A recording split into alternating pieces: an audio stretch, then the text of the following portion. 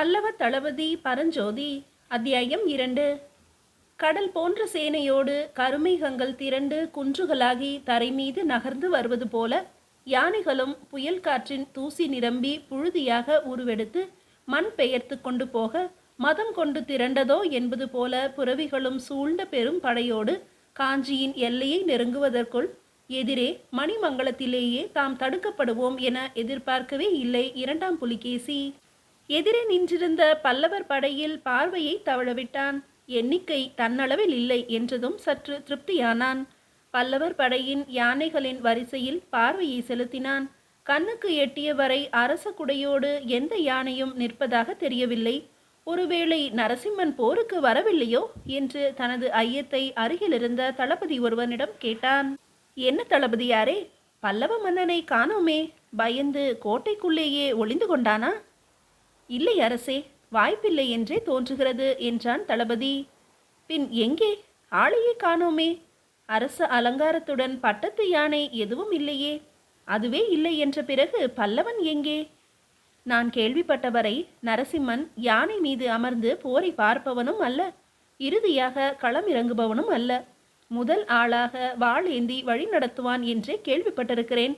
சற்று தங்களின் பார்வையை முன்னிருக்கும் வீரர்களின் வரிசையில் செலுத்துங்கள் என்றான் தளபதி. மெல்ல தன் பார்வையை முன்னின்று தாக்க தயாராக இருக்கும் புரவி படையினில் செலுத்தினான் புலிகேசி. முன் வரிசையில் நட்ட நடுவில் வெண்ணிற புரவி மீது செந்நிற உடை உடுத்தி உடைவாளில் ஒரு கையும் இடுப்பில் ஒரு கையும் வைத்து அலட்சியமாக அமர்ந்திருக்கும் அந்த ஒரு வீரனை கண்டபின் பார்வை அவனை விட்டு அகலவே இல்லை. அருகிலேயே தனது பழுப்பு நிற புரவியில் வெண்ணிற உடையோடு அழுத்தி வாரிய சிகையோடு தளபதி போல ஒருவன். என்ன அரசே, கண்டுவிட்டீர்கள் போல கேட்டான் சாளுக்கியனின் தளபதி.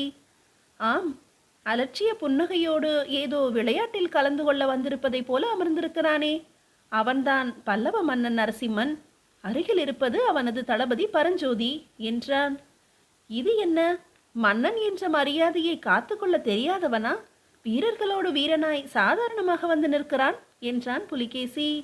களத்தில் அவன் மன்னனாக இருப்பதில்லை அரசே, அதுதான் பல்லவத்தின் முறை என்றான் தளபதி மெதுவாக. தாக்குதலை தொடங்க இருபுறமும் அறிவிப்புகள் வர எக்காலங்கள் முழங்க ஆரம்பமானது போர். பாய்ந்து வரும் பல்லவர் புரவிப்படை கண்டு வியந்து போய் நின்றனர் சாளுக்கிய வீரர்கள். கடல் அலை பெருக்கெடுத்து மொத்தமாய் மேல் வந்து விழுந்து விடுமோ என்று எண்ணும் அளவிற்கு இருந்தது புரவிகளின் பாய்ச்சல். நேரடியாக வரவேண்டிய புரவிகள் இடம் வலம் நடு என 3 திசைகளிலும் பிரிந்து இடைப்பட்ட இடைவெளியில் சாளுக்கிய வீரர்களை நுழையவிட்டு சட்டென்று வளைந்து வழிமூட ஆரம்பித்தன. உள் நுழைந்த வீரர்கள் என்னவென்று உணர்ந்து சுதாரிக்கும் முன்பு பின் வந்த யானைகளின் காலடிகளில் சிக்கியும் தூக்கி வீசப்பட்டும் சிதைந்தன சாளுக்கியரின் முன்வரிசை வீரர் படை. மீண்டும் இணைந்த பல்லவரின் புரவிப்படை சட்டென்று 2ஆக பிரிந்து எதிரே நின்ற சாளுக்கிய புரவிப்படைகளுடன் நேரடியாக மோதின. எங்கும் அலறல், வாள்கள் மோதும் ஒலி தாண்டி புரவிகளின் கனைப்பு சத்தம். இடதுபுறமாய் தாக்கிய பரஞ்சோதியின் புரவிப்படை வீரர்களை மட்டுமல்லாது அவர்களை சுமந்து வந்த புரவிகளையும் சேர்த்து ஒரே நேரத்தில் தாக்கியது. பரஞ்சோதி நகரும் இடமெல்லாம் நிலமகளுக்கு குருதியால் அபிஷேகம் நடந்து கொண்டிருந்தது. வலப்பக்கமாய் தாக்கி கொண்டிருந்த இன்னொரு படையோ சிறிய வட்டமாய் நின்று ஆரம்பித்து கொஞ்சம் கொஞ்சமாய் அவ்வட்டம் பெரிதாகி கொண்டே வருவதை கவனித்தான் புலிகேசி. 1 2ஆகி 3ஆகி 4ஆகி என தமது புரவிப்படை நிற்கும் இடமெல்லாம் பல்லவரின் புரவிப்படை ஆங்காங்கே வட்டங்களாக பரவுவதை கண்டான். இடைவெளியை உருவாக்காமல் இது சாத்தியமே இல்லையே, எப்படி உருவாகிறது இந்த இடைவெளி? நெருக்கமான புரவிப்படையாயிற்றே நம்முடையது என்ற எண்ணம் தோன்ற இன்னும் உற்று கவனித்தான். ஒரு வெண்புரவி வீரன் செல்லும் இடமெல்லாம் தனது வீரர்களின் தலைகள் உருண்டு மண் மீது புரள்வதையும் ஒரே நேரத்தில் 10-15 வீரர்கள் சூழ்ந்து தாக்க 10 நாழிகையில் அவர்களை முடித்துவிட்டு அடுத்த இடம் நகரும் அந்த வீரனின் வேகம் கண்டு பிரமித்தான். குதிரையின் சேணத்தில் ஒற்றை கால் வைத்து நின்று கொண்டே எப்புறமும் திரும்பி வாழ் வீசும் அந்த வீரனின் வேகமும் அலட்சியமான சுழற்சியும் மிரள வைத்தது. தன்னை நோக்கி அந்த வீரனின் நகர்வையும் கவனித்து கொண்டான். யாரவன் என யோசிக்க துவங்கும் முன்பு, அரசே, அவன்தான் நீங்கள் பார்க்க விரும்பிய பல்லவ மன்னன் நரசிம்மன் என கத்தினான் தளபதி. யானை மேல் அமர்ந்திருந்த புலிகேசியின் முன்பு தன் உடைவாளை எதிரிகளின் குருதியில் குளிப்பாட்டி விட்டு கலைந்திருந்த சிகையை ஒரு கையால் கோதிவிட்டு வெறி கொண்ட பார்வையோடு சிம்மமாய் எதிரே நின்று புலிகேசியின் தாக்குதலை எதிர்கொண்டு காத்திருந்தார் நரசிம்மவர்ம பல்லவர். பழி கொண்டு ஆவேசத்துடன் தனது தாக்குதலை தொடங்கினான் புலிகேசி. இருவருக்குமே இதுதான் இறுதியான நாளோ என்று நினைக்கும் அளவிற்கான போர். யானையின் மேலிருந்து வீசிய ஈட்டிகளை லாவகமாக தடுத்து அவற்றை வீணாக்காமல் சாளுக்கிய வீரர்களின் நெஞ்சிற்கே திருப்பி பரிசாக அறுப்பினார் நரசிம்மர்.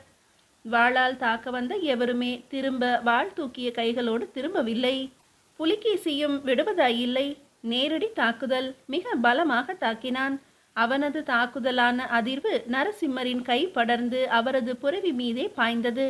இவனை வெல்லாமல் திரும்புவதில்லை என்ற முடிவோடு புலிகேசியும் யானை விட்டு இறங்கி தனது புரவி மீது ஏறி நரசிம்மரை நெருங்கினான். அசுரபலம் கொண்ட இரு வீரர்களின் வாள் சண்டையில் களமே அயர்ந்து போய் நின்றது. சரியான தாக்குதல்கள்.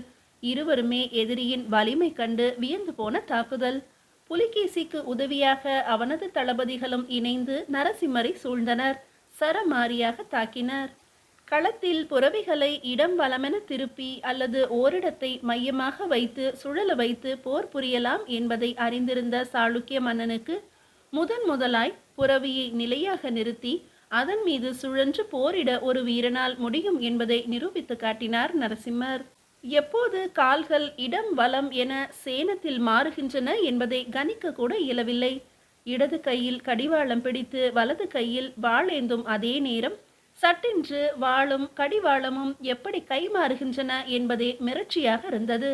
சுற்றியிருந்த தளபதிகளின் நெஞ்சிலும் கழுத்திலும் வாள் பாய்ந்த அடையாளமே குருதி வெளிவந்து அவர்களது புறவிகளை நனைக்கும் போதுதான் உணர முடிந்தது. அப்போதுதான் அந்த தகவலும் வந்தது புலிகேசிக்கு. பின்புறம் இருந்து இலங்கை இளவரசன் மானவர்மன் தலைமையில் ஒரு படையும் முன்புறமாய் வேங்கியரசர் தலைமையில் ஒரு படையும் சாளுக்கிய படைகளை சூழ்வதை அவசர தகவலாக வந்து தெரிவித்தான் அந்த வீரன். தாங்கள் சூழப்படுகிறோம் என்பதை அறிந்ததும் வெறி கொண்டான் புலிகேசி. இந்த தகவல் சட்டென்று சாளுக்கிய வீரர்களிடம் பரவ நிலைமையே என்னவென்று உணராத அவர்கள் தாக்குதல் முன்புறம் இருந்தா பின்புறம் இருந்தா எப்பக்கத்தில் சூழப்பட்டிருக்கிறோம் என்ற குழப்பத்தில் தளர்ச்சியாக இந்நிலையை சரியாக பயன்படுத்தி கொண்ட பல்லவர் படை வெகுண்டு எழுந்தது. சிதறடித்தது சாளுக்கியர் படையை. ஓட ஓட விரட்டியடித்தது. தன் கண் எதிரிலேயே தனது பெரும் படை அழிந்து கொண்டிருப்பதையும் சூழ்ந்து நின்று தாக்குவதால் எப்புறமும் நகர வாய்ப்பின்றி இருப்பதையும் உணர்ந்து கொண்டான் புலிகேசி. இனி எதிர்த்து நின்று போரிடுவதில் எப்பயனும் இல்லை என்பதை முழுமையாக உணர்ந்தவுடன் மெல்ல பின்னேற ஆரம்பித்தான் புலிகேசி. சூழ்நிலையை உணர்ந்து பின்வாங்குகிறான் புலிகேசி என்பதை அறிந்து கொண்ட நரசிம்ம பல்லவர் அவனை தப்பிக்க விடக்கூடாது என்ற முனைப்போடு அவனை துரத்தி பின் செல்ல தன் படையினருக்கு ஆணையிட்டு தானும் தொடர எத்தனிக்க தடுக்கப்பட்டார் தளபதி பரஞ்சோதியால். வேண்டாம் அரசே, நீங்கள் செல்ல வேண்டாம் என்றான் பரஞ்சோதி. ஏன்? புலிகேசியின் தலை என்னுடைய வாளால் தான் அவன் உடலை விட்டு நீங்க வேண்டும் என்பது நீங்கள் அறியாததா? கண்கள் சிவக்க கேட்டார் நரசிம்ம பல்லவர். அதை அறிவேன் அரசே. ஆனால் தங்களின் வாளுக்குத்தான் தலை கொடுப்பேன் என தெற்கே இன்னொருவன் தயாராகி நிற்கிறான். இப்போதுதான் தகவல் வந்தது. நாம் மேல் நோக்கி நகர்கிறோம் என்பதை அறிந்தவுடன் காஞ்சியை தாக்க திட்டமிட்டு கீழ் நோக்கி வருகிறானாம் அவன் என்றான் தளபதி. யார் அவன்?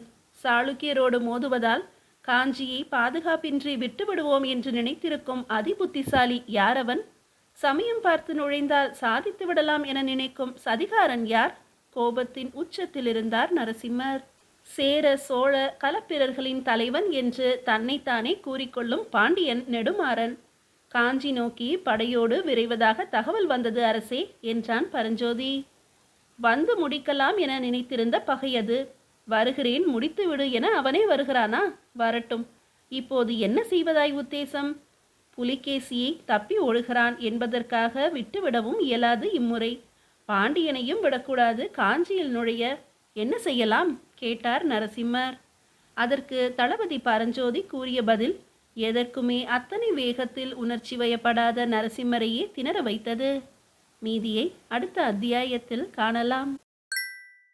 அத்தியாயம் 3. என்ன சொல்கிறீர் தளபதியாரே? புலிகேசியை விட்டுவிட்டு நான் திரும்புவதா? புறப்படும் முன்பு என்ன முடிவெடுத்தோம் என்பது மறந்து போயிற்றா? புலிகேசியை அழித்து அவனது தலைநகராம் வாதாபியை உருக்குலைப்பதாகத்தானே முடிவெடுத்து களத்தில் நுழைந்தோம். இப்போது திரும்புங்கள் என்றால் எப்படி ஏற்பது? என் தந்தையின் நீண்ட நாளைய ஏக்கம் இன்று தீர்ந்துவிடும் என்று எதிர்பார்த்து வந்தேனே. வேதனையும் விரக்தியுமாய் கூறினார் நரசிம்ம பல்லவர். ஏனோ பரஞ்சோதிக்கு மனம் வலித்தது. இத்தனை காலமாய் எதிர்பார்த்து காத்திருந்த ஒரு வாய்ப்பு கைவிட்டு கண்ணெதிரே நழுவும் போது மனம் எத்துணை வேதனைப்படும் என்பது புரிந்தது அவனுக்கு. தனக்குள் சட்டென்று ஒரு முடிவெடுத்தான். மன்னரை நோக்கினான். அரசே, கவலை வேண்டாம். தங்களது எண்ணமும் நிறைவேறும். தெற்கே படையெடுத்து வரும் பாண்டியனையும் அடித்து விரட்ட இயலும். அதற்கொரு உபாயம் உண்டு என்று பரஞ்சோதி முடிக்கும் முன்பு, எதுவாயினும் சொல்லுங்கள். புலிகேசியை இம்முறை விடுவதாக இல்லை என்று படபடத்தார் நரசிம்மர். அரசே, சாளுக்கிய படையை அடித்து நொறுக்கியாகிவிட்டது. உயிர் பிழைத்தால் போதுமென ஓடிக்கொண்டிருக்கிறார்கள் எதிரிகள். இனி விரட்டி சென்று அடித்து துவைத்து தலைநகரம் வாதாபியை எரியூட்டி வருவதுதான் மிச்சமுள்ள பணி. அதற்கு வீரத்தின் விளைநிலமான தாங்கள் எதற்கு? தங்கள் உடனிருக்கும் நானும் நமது படையில் பாதியும் போதாதா? எனவே வாதாபி நோக்கி நான் விரைகிறேன் படையோடு. புலிகேசியை கொன்று வாதாபியை தங்கள் காலடியில் சமர்ப்பிக்கிறேன். அது மட்டுமல்ல, நாம் இல்லாத நேரத்தில் காஞ்சி மீது படை திரட்டி சேர சோழர்களின் துணையோடு வருகிறானே பாண்டிய மன்னன், அவனுக்கு தக்கதொரு பாடம் கற்பிக்க தங்களைத் தவிர எவராலும் இயலாது. வஞ்சகத்தால் நம்மை வெல்ல முடியாது என்பதை வருங்காலத்திற்கு உணர்த்த வல்லவராம் உங்கள் இருப்பு இங்கு அவசியம். நேற்று வரை நமக்கு அடங்கியிருந்த சோழனும் பெண் கொடுத்த உறவிற்காக பாண்டியனுடன் சேர்ந்து நம்மை எதிர்க்க துணிகிறான் எனில் இது முளையிலேயே அடியோடு கிள்ளி எறியப்பட வேண்டிய விஷயம். இது தங்களின் இருப்பால் மட்டுமே சாத்தியப்படும். ஏன், வாதாபிக்கு நான் செல்லலாமே என்று கூட உங்களுக்கு தோன்றலாம். ஆனால் தற்போதைய நிலையில் நமது படையின் பாதி பிரிவினை திருப்பி காஞ்சிக்கு அழைத்து செல்வது வீரர்களிடையே மனக்கசப்பினையும் வேண்டாத குழப்பங்களையும் ஏற்படுத்தும். அதுவே நீங்களே காஞ்சி நோக்கி திரும்பி பாண்டியனை எதிர்க்கப் போகிறீர்கள் என்று அறிந்தால் உங்களோடு களம்புக வீரர்கள் மகிழ்வோடு துணிவார்கள். அதனால்தான் சொல்கிறேன், பின்புறமாய் நம்மை தாக்க நினைக்கும் பாண்டியனுக்கு ஒரு பாடத்தை நீங்கள் புகட்டுங்கள். ஓடிக்கொண்டிருக்கும் சாளுக்கியனை விரட்டி பிடித்து வாதாபியை பிடுங்கி வந்து உங்கள் காலடியில் நான் சமர்ப்பிக்கிறேன் என்றான் பரஞ்சோதி. எல்லா புறமும் தனது சிந்தனையை செலுத்தி எவர் மனதும் நோகாமல் எப்பணியும் நிற்காமல் தீர்க்கமாய் கனப்பொழுதில் திட்டங்களை வகுக்கும் பரஞ்சோதியை பெருமையோடு பார்த்தார் நரசிம்மர். சற்று கண்மூடி யோசிக்க அவனது கூற்று தெளிவாக புரிந்தது. வேறு வழியும் இல்லை. பாண்டியன் உள் நுழைய எத்தனிக்கிறான். இன்னொருவனோ தப்பி ஓடிக்கொண்டிருக்கிறான். எதிர்வரும் ஆபத்தை களைவதே மன்னனின் முதல் கடமை என்பது புரிந்தது நரசிம்மருக்கு. ஆகட்டும் பரஞ்சோதி, போய் வா. வரும்போது வாதாபி என்ற ஒரு நகரம் இருந்த தடமே தெரியாமல் செய்துவிட்டு வா. இனி எக்காலத்திலும் சாளுக்கியம் பல்லவன் இருக்கும் திசை நோக்கி கூட திரும்ப நினைக்காதவாறு செய்துவிட்டு வா. நீ வருவதற்குள் துளிர்த்தாடும் பாண்டியத்தையும் அதன் துளிர்களையும் ஒரு தெரியாமல் செய்துவிடுகிறேன் என்று கர்ஜித்தார் நரசிம்மர். மேலும் ஒன்றை நினைவில் நிறுத்துங்கள் தளபதியாரே. இம்முறை பல்லவத்தின் மொத்த அடையாளமாக நீர் சாளுக்கியம் புகப் போகிறீர் என்பதை மறவாதீர். உம்முடைய ஒவ்வொரு நகர்வும் பல்லவத்தின் எதிர்காலத்தை நிர்ணயிக்கப் போவது என்பதையும் மறவாதீர். எடுத்த எந்த ஒரு செயலையும் என்னிலும் சிறப்பாக செய்து முடிப்பீர்கள் என்ற நம்பிக்கை எனக்குள் உண்டு. சென்று வாரும் தளபதியாரே என்று விடை கொடுத்தார் நரசிம்மர். மன்னனின் ஒவ்வொரு சொல்லும் உள்ளுக்குள் உணர்ச்சி பிரவாகமாய் பொங்க இலங்கை அரசன் மானவர்மன் மற்றும் வேங்கி அரசரின் துணையோடு பல்லவ சேனையின் படைக்கு தலைமை தாங்கி சாளுக்கியம் நோக்கி விரைந்தான் பரஞ்சோதி. புறமுதுகிட்டு ஓடிய சாளுக்கிய படைகள் அவர்களது நாடு வரை விடாது துரத்தி அடிக்கப்பட்டன. தங்கள் எல்லைக்குள் பல்லவர்கள் நுழைய மாட்டார்கள் என்ற சாளுக்கிய மன்னனின் எண்ணம் தவிடுபொடியானது. எல்லை தாண்டி தலைநகராம் வாதாபிக்குள் பிரவேசித்தது பல்லவர் படை. அழகிய மாளிகைகளும் பிரம்மாண்டமான அரண்மனைகளும் கொண்ட வாதாபி நகரம் பல்லவரின் படையெடுப்பால் சின்ன பின்னமானது. எழில்மிகு இடங்களும் கலைநயம் மிகுந்த கட்டிடங்களும் எரியூட்டப்பட்டன. எங்கும் தீயின் நாக்குகள் தொட்டவற்றை எல்லாம் சாம்பலாக்கிவிட்டே சென்றன. ஏராளமான பண்டாரங்கள் கொள்ளையடிக்கப்பட்டு பொன்னும் வைரமும் நவரத்தினங்களுமாய் பல்லவத்திற்கு கொண்டு செல்லப்பட்டன. ஆயிரக்கணக்கில் யானைகளும் புறவிகளும் கைப்பற்றப்பட்டு பல்லவம் நோக்கி திருப்பப்பட்டன. புலிகேசியின் ஆசை நாயகியாம் வாதாபி நகரம் தடுப்பார் எவருமின்றி பரஞ்சோதியின் பழிவாங்கும் வெறிக்கு முன்பு பணிவதைத் தவிர வேறு வழியே இன்றி போனது. பின் குறிப்பு: வாதாபி நகரின் நடுவில் நரசிம்மவர்மரின் பெயரால் வெற்றி தூண் நிறுவப்பட்டது பரஞ்சோதியால். அதில் நரசிம்மரின் 13ஆம் ஆட்சியாண்டு என்று குறிப்பிடப்பட்டுள்ளதால் இப்போர் நடந்தது கிபி 642 என்று அறிய முடிகிறது. இப்போருக்கு பிறகு புலிகேசி பற்றிய தகவல்கள் ஏதும் இல்லை என்பதால் ஒருவேளை இப்போரில் இறந்திருக்கலாம் அல்லது தப்பித்திருக்கலாம் என்று இருவேறு கருத்துக்களும் நிலவுகின்றன. பல்லவன் சாளுக்கியனோடு சண்டையிட சென்றிருக்கிறான் என்பதை அறிந்ததும் சமயம் பார்த்து காஞ்சியின் மீது படையெடுத்தான் பாண்டியன் நெடுமாறன். எல்லையில் நிறுத்தி வைக்கப்பட்டிருந்த பல்லவர் படை எவ்வளவோ போராடியும் அளவில் பெரிதான பாண்டியர் படையின் தாக்குதலை வெகுநேரம் சமாளிக்க முடியாமல் தோல்வியை தழுவினர்.